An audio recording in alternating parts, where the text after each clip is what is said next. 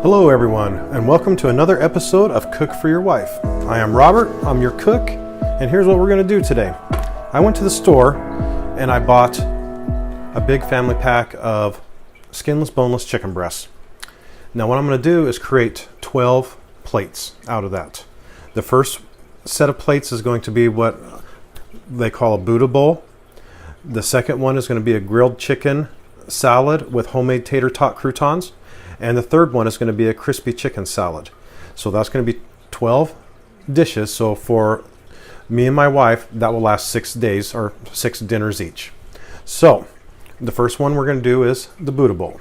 Now, when I went to the store, you can spend anywhere from $60 to $80 on all the ingredients to do these 12 meals. Now, depending on what you already have in your pantry, like if you already have sesame oil, soy sauce, honey, peanut butter, and whatnot, is going to be a lot cheaper. So per plate on these 12 meals can range from $5 a plate up to like $8.50, something like that, give or take. But anyway, let's get started. I got the oven preheating at 425. In the Buddha bowl, you have diced up onions and diced up baked sweet potato, and so I'm going to start with that first. It's kind of multifaceted, so there's a lot of parts to this dish. So we'll just jump right in, and we're going to start by dicing our sweet potato. So I of course peeled the sweet potato already. I'm not going to show you that. I figure you know how to do that already. So now I'm going to slice and dice it. Like so. Just nice little bite-sized pieces. Shout out to my nice wood cutting board here. My youngest boy made that for me a couple years back when he was still in school, and I use it all the time. I love it, and I also use the glass ones. So we're gonna just dice these up and put them in our bowl.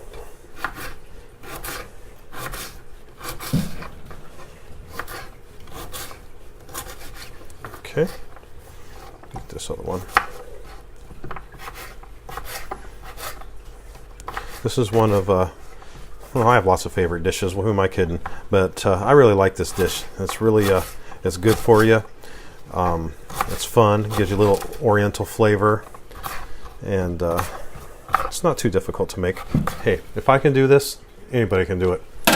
So let's put the sweet potato in the bowl, and then we're gonna do the purple onion, same way, but I usually cut the purple onion a little bit smaller. So we'll slice off the end of the purple onion, slice off the other end, then we're going to lightly score it, and that way we can pull it back to the layer, and we have it already peeled. One peeled onion. Now I always keep my onions cold in the refrigerator, that way they're not so strong on my eyes, or you can keep a penny in your mouth, or of course you can drink some coffee. That usually helps. But if you just can't take the strength of the onion and it starts getting to you and your eyes start watering, just stick your head in the freezer. It'll clear it up. So we're going to slice the onion like so. This is how I dice all my vegetables. I do it in slices, or I do it in julienne. So I slice them up. So if I wanted to do onion rings, I could just pull them apart and have nice onion rings for salads or sandwiches or burgers or whatever. Or if I wanted to make julienne slices, I can just slice them like that, and boom, we're ready to go. Or if you want them diced, like which I am doing right now, you just take it and run it like this, like this, like this, turn it, and whatever size you're wanting, 1/4 inch, whatever, and boom, we have diced onions just that fast.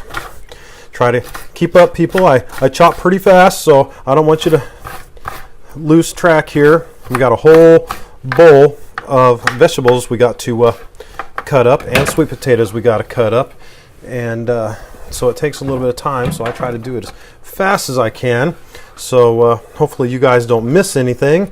So and when you're done cutting everything, oh boom, did you guys see that? It was already done just that fast. Magic, I tell you. So now we have it, and I should have used a bigger bowl. But we have them all mixed up, all the potatoes, sweet potatoes, and all the onions. Now we're going to drizzle olive oil, or I'm using grapeseed oil, as I throw stuff around.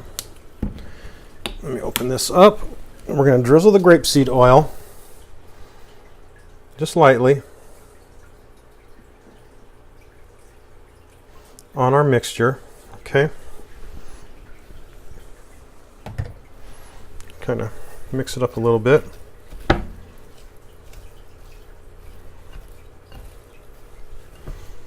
Get a nice little coating on it.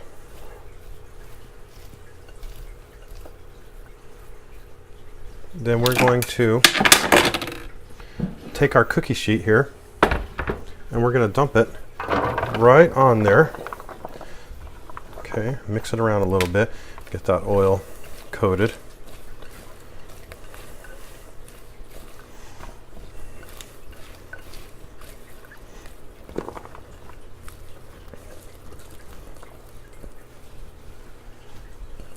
Okay, then we're going to spread it out.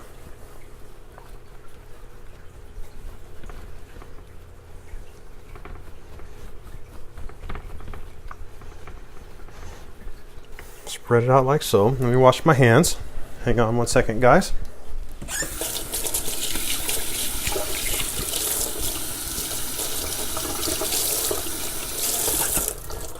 As you can see, that looks really, really good in the pan. Put the lid back on. Okay. Now, of course, I blocked myself in here, trying to show you all the ingredients. So let me open this up here real quick. And get my spice cabinet here. A little pepper. Sprinkle a little pepper on there.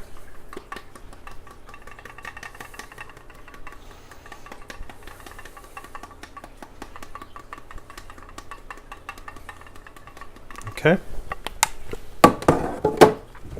We're going to sprinkle a little salt, just a little bit. Don't want to over salt it here. That's basically it. Olive oil, something light, a little salt and pepper, and we put it in the oven for about 25 minutes. Okay. So that timer's getting ready to go off on the oven. Boom. Now we're ready to put it in the oven. We'll set the timer just for say 25 minutes.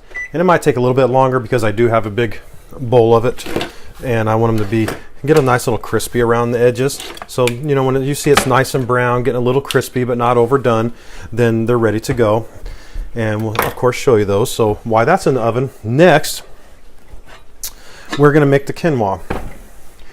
Now, quinoa is a super grain, really good for you. The first time I had it, I really did not care for it. It tasted like I just went outside in the yard and started eating grass. Very, very green, did not care for it. So, what I have learned is when making quinoa, use broth. Chicken broth, you can use bone broth. I've done that before, but if you use bone broth, make sure you're straining it first because sometimes the bones are still in there. Or if you make your own bone broth from scratch, that's good to go too. So, it is 2 cups of water or broth per 1 cup of quinoa. So, we're going to put all the broth in here, 4 cups.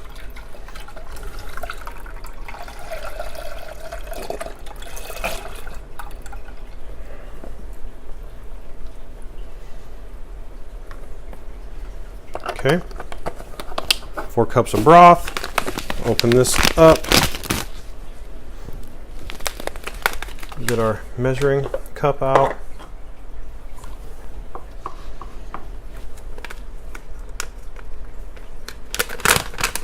And we're going to do 2 cups of quinoa.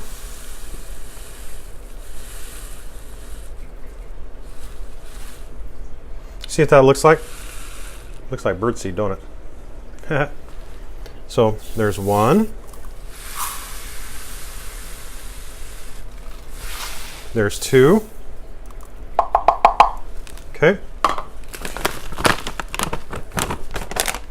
And we're going to put this over on the stove. And we're going to turn this on high. And we're going to bring it to a boil. Mix it up real good.